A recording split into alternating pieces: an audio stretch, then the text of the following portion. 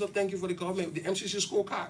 My wife asked, "What you know about the MCC scorecard?" Well, what we know from the community now is that the government, a lot of the lies about the government are not true. That's what the scorecard is saying. Everybody's saying the government making progress. I mean, wow. This is how big MCC scorecard has become in Liberia and in Liberian politics. So, in as much as I celebrate the past for the fact that we have a chance of getting the compact, which we're talking to, it's provided a new relief for people in Washington, D.C., for people in Brussels. I mean, we've been talking about budget support. I mean, the European ambassadors told me, they said, you know what, there's a strong performance. We got to think about this, anchor this to your budget support. So this could give us some edge with the European Union in getting additional budget support for the country. I mean, wonderful leadership to the president. George is a blessed man, and I'm so happy to serve him as Minister of Finance. Yeah. T-Max? Did you ever think the whole MCC process was as serious as it is until Liberia passed now, or what? Look, if you ask me my modality, I would tell you MCC, because they're attacking the private sector. So as an economist, I believe in the MCC model. Yeah, it's not arbitrary. They say the data say we should invest in road. The data say we should invest in education. So scientifically, that's where policy should go as a binding constraint. So I believe in the methodology, and I know the methodology. So I have taken MCC process just as an individual very serious. Coming into the government, the president and the government have taken this thing serious. The president always joked that they may, MCC may, LEC may. So sometimes all the problem in the LEC, the president puts it on me because he said, these are the guys who... So we accept that, and he's a humorous person. But we've taken MCC process very serious. The president even went and joked, so look, this thing here is the way to scoring our government. Let's face it, because the scorecard came up for within, but the president said, look, this is an assessment on our government. We have to double down. And then we began to doubling down, looking at some of the reasons you feel sometimes are because of, you're not reporting the right data. We've been fighting on data issues with different entities. The thing about MCC scorecard, MCC doesn't control the scorecard. The scorecard is aggregated from all over and it's compiled by MCC into their thing. So many institutions, Heritage Foundation, the World Development Indicators is a global syndicate of an index, a conglomeration of data points that they put together observing countries. So the government has taken the MCC thing very serious.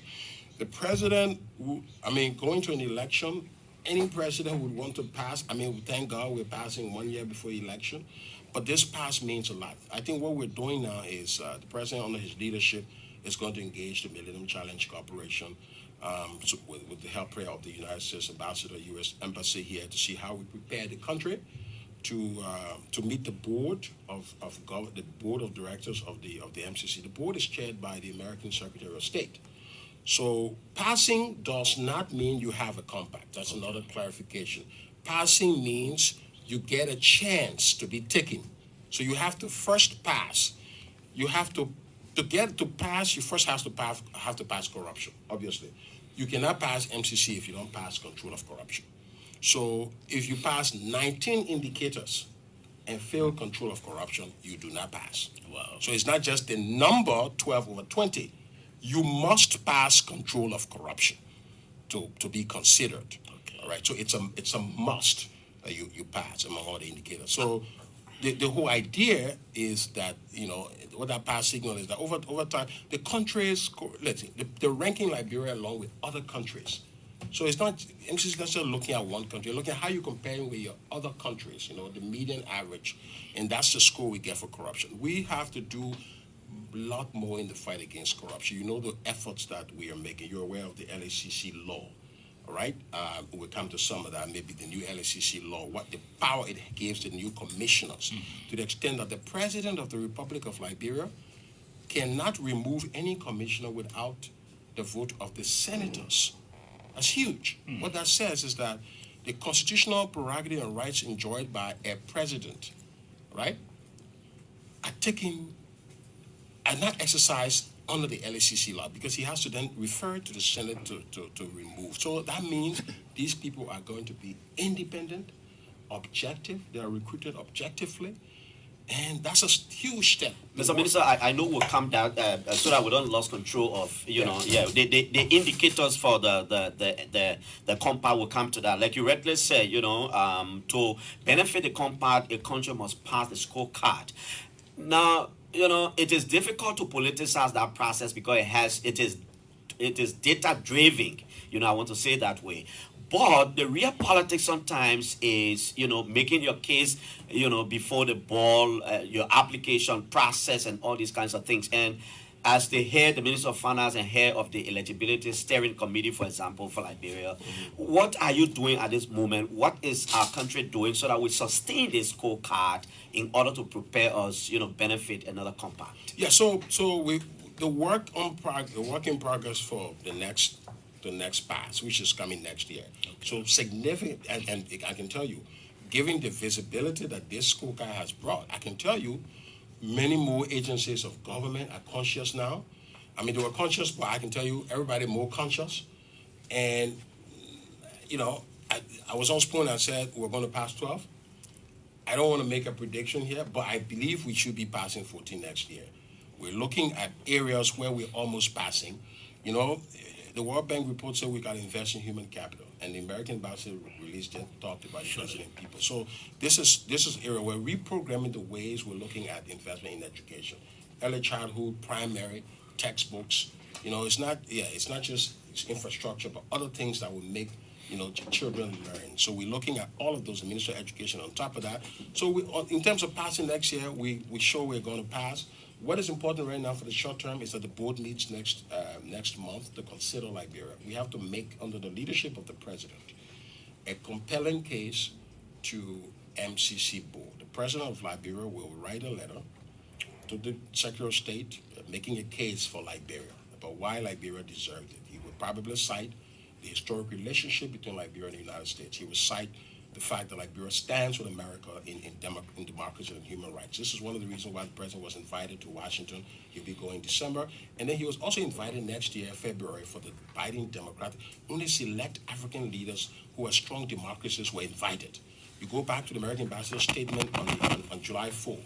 His praise of Liberia being a democratic bastion, a democratic exception in the region. Okay. So that's the case we're going to put to Liberia. The president is going to put the effort he's making to fight corruption. He's going to document. He's also going to document the efforts we've made to keep up the compact.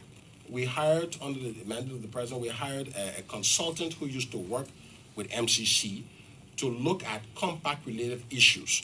So all of the issues, all of the entities, whether it's LWSC, the Ministry of Public Works, the road, the asset base that MCC invested in, we have to pay attention to continue to make sure American tax dollars work. So we have to make a compelling case that there were challenges. We've resolved some of those challenges. LEC is the big part. Power theft, look, I'm telling you, the IMF mission is in town. Before meeting the managing director of LEC, they were telling me, Mr. Minister, you're not going to spend $40 million on power that comes into the electricity pool and then gets stolen. I mean, it looks like you're giving LEC free money, and I mean, we're going to fight you on that. So you got to tie the hand of Mr. Moni Kaptan. You can't get, he got to show you a plan. I said, we're working on that. They went and met Mr. Kaptan. When they came back, their opinion changed. They was like, you know what, we're putting you under pressure, but we met the man himself. We see that. That's what the president's going to document, about the progress being made to turn LEC into a viable entity, because the American government is concerned about that since they made an investment in that space. By the time the president does that, the president is going to demonstrate a pattern, of governance improvements, consistency, the outlook, what we've done through COVID-19, how we stabilized the macro. The president has achieved, I'm saying as an economist, probably the fastest collapse of inflation in recorded history. 31%, now inflation is down 7%. You can't have that collapse. Everybody's asking, what is Liberia doing different? I mean, because Liberia looks like an exception. All right, at the World Bank annual meeting, we told the story of Liberia. The president is going to outline all of that in his letter of request for a compact to the Secretary of State, to the MCC leadership. Mr. Minister, let me beyond that. Let me put all speed on this. All Liberians, but let me finish that. All Liberians have to line up behind the government now, because MCC compact is not a political thing. Okay. It's a development thing.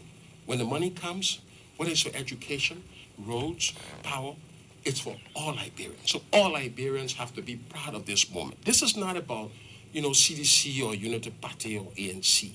It's a collective moment of the country. No Liberian should go out there to lobby against MCC board not granting compact. We're appealing to all honest Liberians. We call them pastors and bishops to have prayer sessions for the country. So Prayer session will not change the score. no, the score's already changed. The score is already changed. Next year I said we'll pass. So they're not praying for us to pass.